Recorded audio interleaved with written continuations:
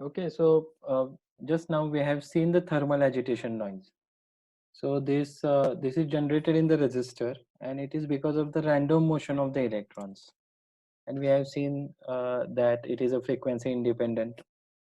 Now, next type of a noise is the short noise. Okay, so it is because of random variations in arrival of charge carriers at the output of the electrode of amplifying device. Okay, you can imagine that uh, how small things can affect the system.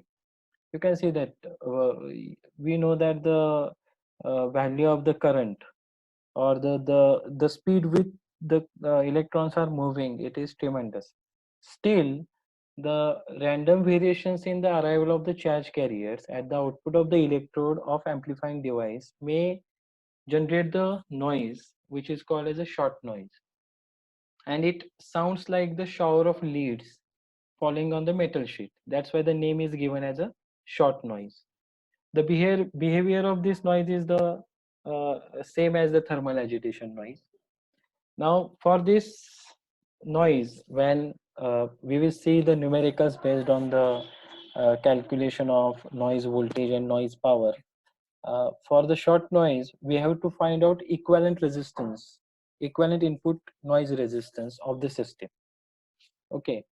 Now, the equation for this short noise is it is displayed on the slide. If you can see that, it is given as IN, that is a noise current, is equal to under root 2 into E into IP into B, where E is the charge on the electron, that is 1.6 into 10 raised to minus 19 coulomb.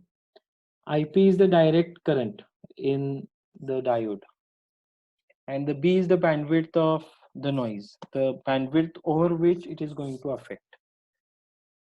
So this is the short noise.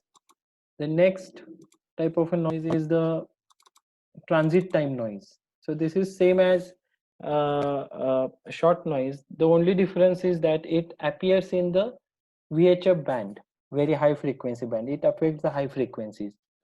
So it has a transit time effect. Means imagine that there is a node, and two branches are connected to that node, and it is expected that the current from these branches should appear at the same time, but because of the changes, they may appear at different times. It may cause the noise to the system. For the transit time noise or high frequency noise, there is no need to measure equivalent resistance, but in case of short noise, we need to measure the equivalent input noise resistance. The noise figure is a low as 1 dB for this transit time noise. So the noise figure is the parameter. We will see that parameter in later lectures. So this is the parameter uh, which tells us how good our system is. Noise figure, then signal to noise ratio. So these are the parameters we will be studying in detail in later lectures. Now, another types of noises are flicker, then resistance noise, and noise in the mixer. So the flicker is also called as a low frequency noise because it appears at a low frequency. So it is at low audio frequencies. So that's why the name, another name for the flicker is modulation noise. Okay. It is a proportional, this flicker noise is proportional to the emitter current and junction temperature, but it is inversely proportional to the frequency. Means as frequency increases, the effect of the flicker reduces. It can be ignored. That flicker can be ignored above 500 hertz. I mean, it is not significant over the frequency is 500 hertz. It is no longer serious. The next type of noise is the resistance noise.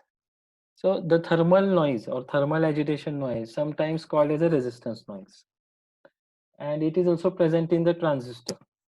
Okay, due to the base, emitter, and collector internal resistances. So you can imagine how these internal parameters affects the system. Uh, the internal resistances of the transistor, their values are very less if you have gone through the uh, uh, data sheets of the transistors. But these resistances are also affecting the communication system or electronic system. The base resistance makes the largest contribution as a noise to electronic system. The next type of internal noise is the noise in mixer. Noise in the mixer. So till now, you might have understood that mixer is nothing but the multiplying device. It multiplies two signals together. Okay, just remind that in AM receiver, uh, the signal from RF section and signal from local oscillator, it is given to the mixer, and the multiplication happens there, and we get the multiple signals at its output. And after filtering, after using proper filter, the IF frequency is filtered out. So these mixers are nothing but the multiplying device. These are the non-linear amplifying circuits. So this noise in the mixer, it is caused because of the, again, it is because of the faulty design of uh, front end of the receiver. Okay, we have seen the image rejection. We have seen the numerical based on the image rejection.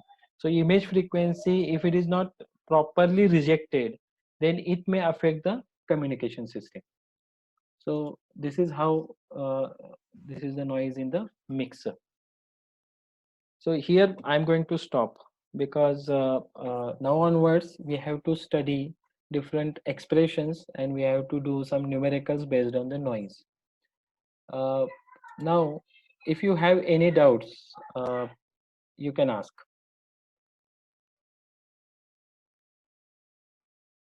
Hello? Hello?